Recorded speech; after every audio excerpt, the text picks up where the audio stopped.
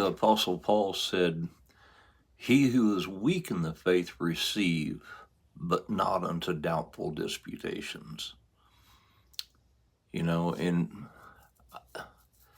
it's really a complex statement,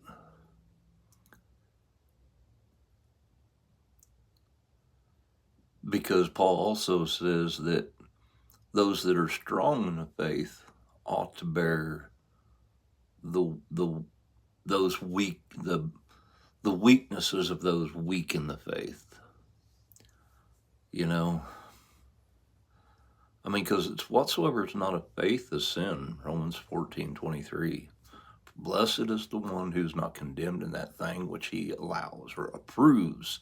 The Greek word is actually approves, saying, okay, well, I think this is okay, and the person does it. Paul is saying, by the Spirit of God, whatsoever is not of faith is sin.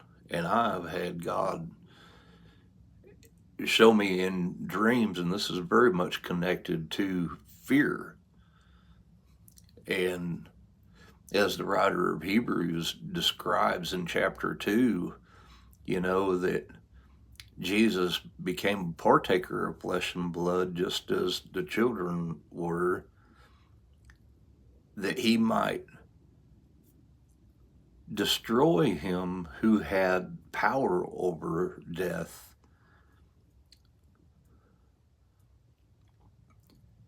and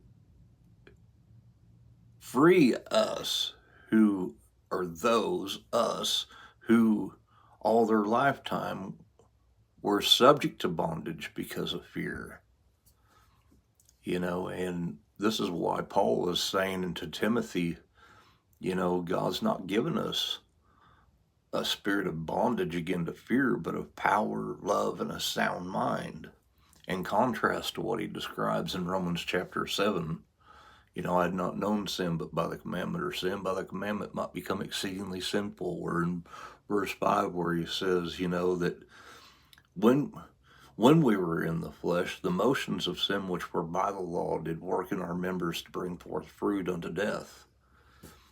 In verse 23, I see another law other than the law of Moses he described in my flesh, waging war against the law of my mind, bringing it into captivity to the law of sin that's in my flesh. And then there's the law of life that's in the Spirit of Jesus Christ that makes us free from that law of sin and death that's in our flesh, that the law of Moses gives strength to, as 1 Corinthians 15:56 even gives testimony to.